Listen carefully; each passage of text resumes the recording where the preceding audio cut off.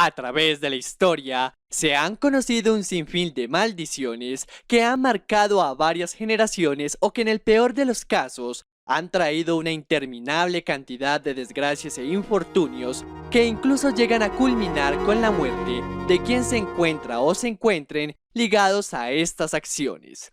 Una maldición no solo la puede traer o desarrollar un objeto, también la puede generar un cadáver. Y se tiene más temor e intriga si se trata de un cuerpo que tiene muchos años de antigüedad, como por ejemplo una momia. El caso más afamado durante mucho tiempo es quizás la momia de Tutankamón, y de aquí sale la supuesta maldición sobre todo aquel que intentara acechar dentro de los dominios del gran faraón que tenía como destino final la muerte de aquel que se atreviese a desafiar esos antiguos designios.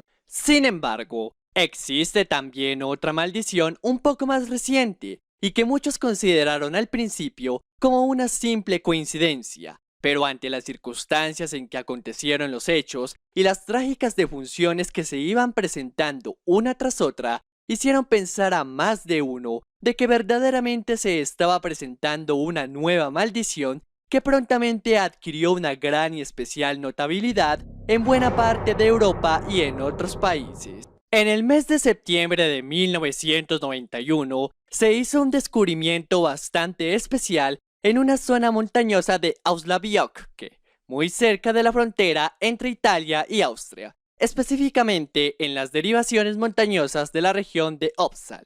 Un grupo de montañeros que estaban transitando por la zona realizaron un extraño descubrimiento en medio de un glaciar que se estaba derritiendo. Cuando se acercaron hacia aquel objeto desconocido, quedaron impactados de gran manera porque rápidamente dedujeron que se habían topado con un cadáver.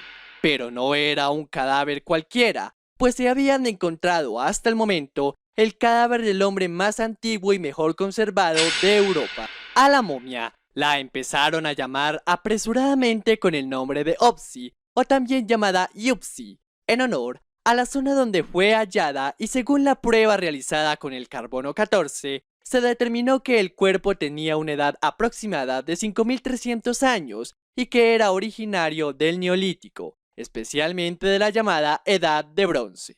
Rápidamente, la momia fue extraída del lugar y prontamente se dio a conocer al mundo la gran noticia del descubrimiento.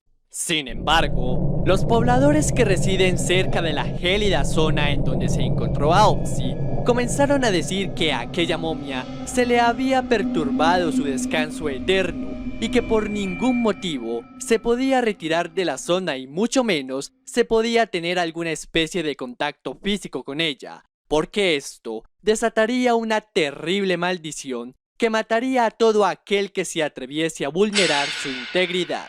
Pero muchas personas hicieron caso omiso a este tipo de advertencias y por el contrario, comenzaron a realizarse diferentes tipos de análisis e investigaciones con aquel cuerpo que era un motivo de gran atención en buena parte de Italia y de Europa, que había estado congelado por más de 53 siglos. Pero la intriga sobre el misterio que albergaba Opsi comenzó a presentarse un año después de su descubrimiento, y los sucesos que empezaron a ocurrir marcaron un álgido punto de miedo y pánico entre aquellos que tenían algo que ver con la antiquísima momia.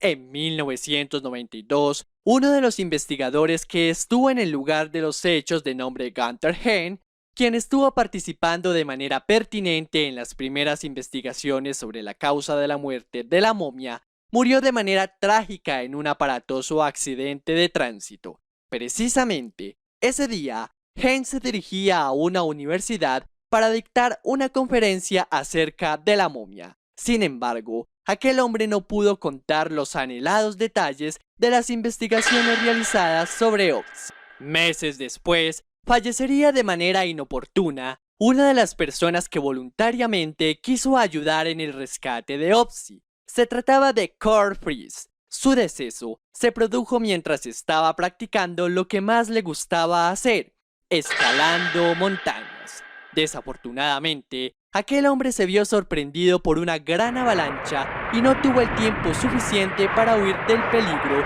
y murió sepultado bajo toneladas de nieve. Pero otra muerte se registró casi semanas después del fallecimiento de Fritz.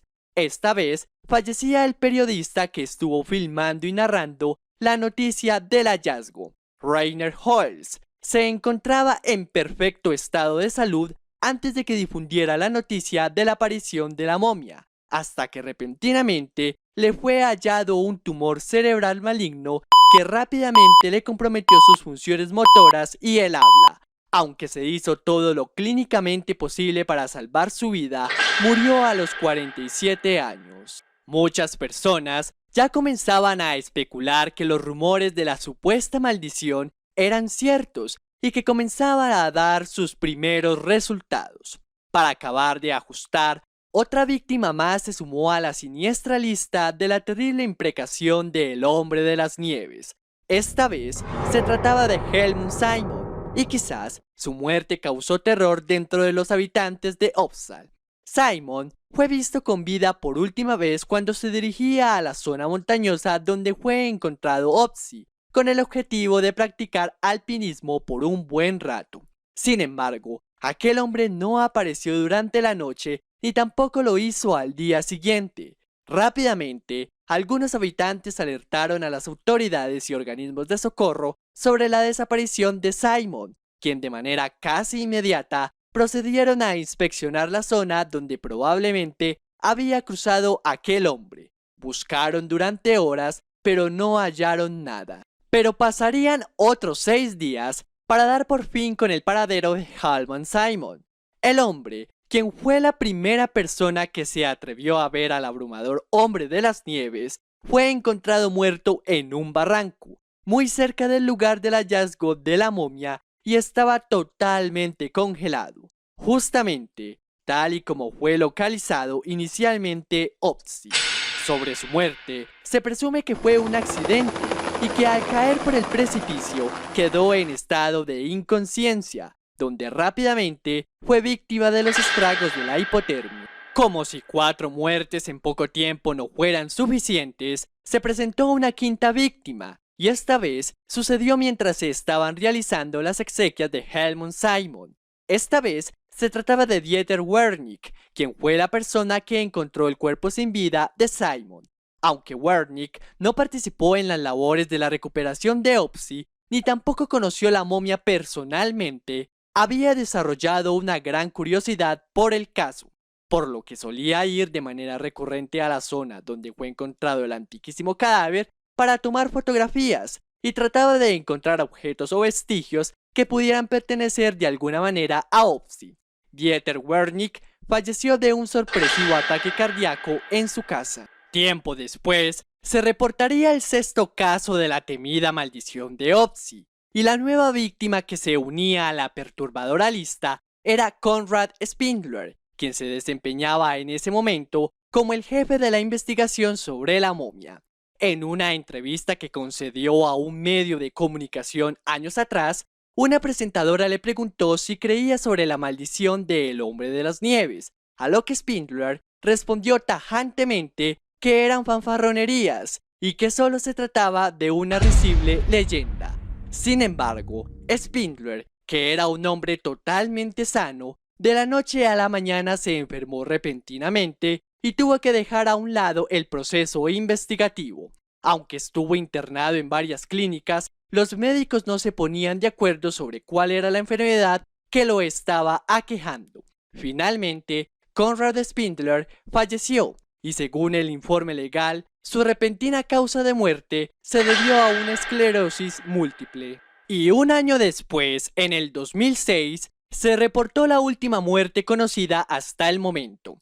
La 7ª víctima se trataba del científico Tom Loy, que durante años había dedicado buena parte de su vida a realizar los hallazgos y los peritajes técnicos sobre el ADN de Opsi. Al parecer, la causa de su muerte fue una extraña enfermedad en la sangre que de manera rápida y descontrolada comenzó a afectar la estabilidad física del investigador, y como éste no tuvo los cuidados oportunos y eficaces para lograr su recuperación, tuvo una muerte lenta y dolorosa. Estos han sido los casos más conocidos de los decesos registrados sobre la maldición de Opsi.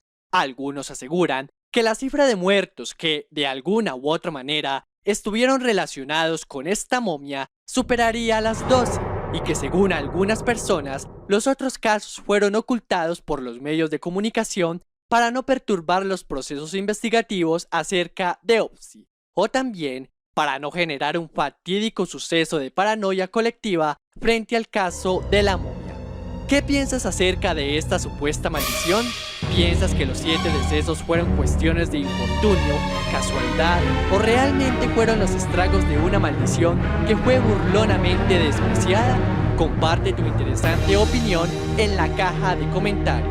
Lo único cierto es que algunas de las personas que aún persisten con la investigación recuerdan con cierto nerviosismo las noticias y las anécdotas sobre Opsi, y es muy probable que con el paso de los años volvamos a tener noticias sobre esta momia, tanto oportunas dentro del plano científico como perturbadoras dentro del mundo de lo desconocido y lo paranormal. Si el video te gustó, dale like, comenta y comparte. Síguenos en nuestras redes sociales. Encuentra los links directos en la descripción del video y espera a que la puerta del misterio se abra otra vez. Buenas noches.